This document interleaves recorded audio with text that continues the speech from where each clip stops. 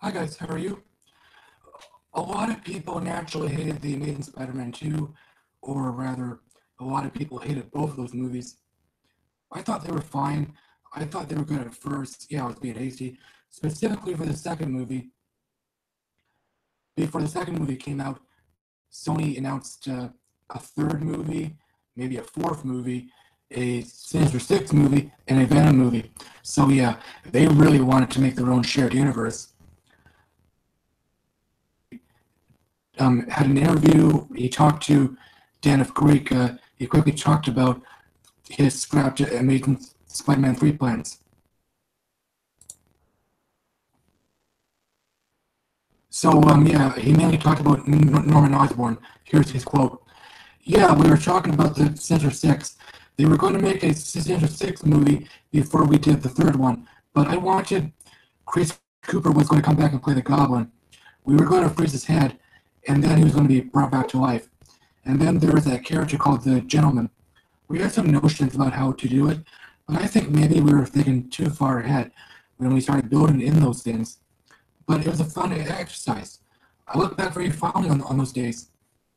Well, it's nice that he wasn't frustrated or feeling regretful about working on those movies. He had some fun.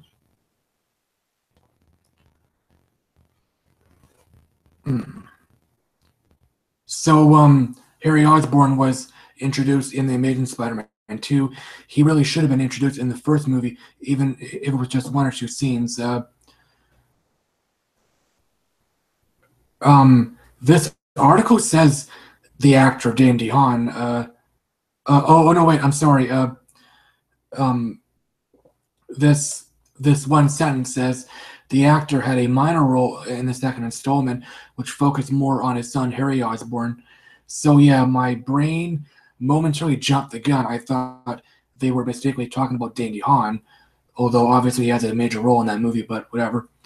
So Cooper would have returned for the sequel and presumably appear in Sinister Six as well, maybe as a team leader. And so Marc Webb has one more quote here. Well, that was going to be the main villain. He was going to come out and lead the Sinister Six. We had talked about Vulture a little bit too, actually. Vulture was the main villain in Spider-Man: Homecoming. He was great. I guess we all knew Michael Keaton would knock it out of the park, or rather, there was a average chance that he would just phone it in since he isn't a superhero fan. So yeah, I love Spider-Man: Homecoming. I will definitely own it.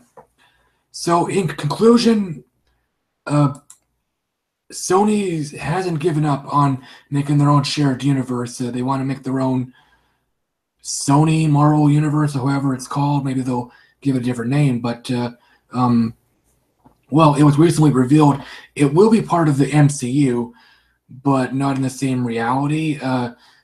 It was described as an adjacent or whatever it's called. So I think it'll be like with the Marvel Netflix shows. They occasionally reference the movies, but usually vaguely. Yeah, all these references are vague. Like the Battle of New York is just called the incident, which is stupid. It should have been called the Battle of New York or the alien invasion. Like I know it's traumatic, but calling it the incident is stupid. It can mean anything. So, about this shared universe, I'm honestly curious about it. Tom Hardy is a good actor, and even before he was casted, I was thinking I may still watch the movie. We'll see. There was a report on Silver and Black, the Silver Sable and Black Cat movie yesterday. It was a decent report. It was a overly long description of the synopsis or premise. I'll just say Silver Sable is hunting down Black Cat, and they have to fight several criminals like Scorpion, who briefly appears in Spider-Man: Homecoming, mainly the first post-credit scene, which I haven't seen. I spoiled it for myself, but whatever.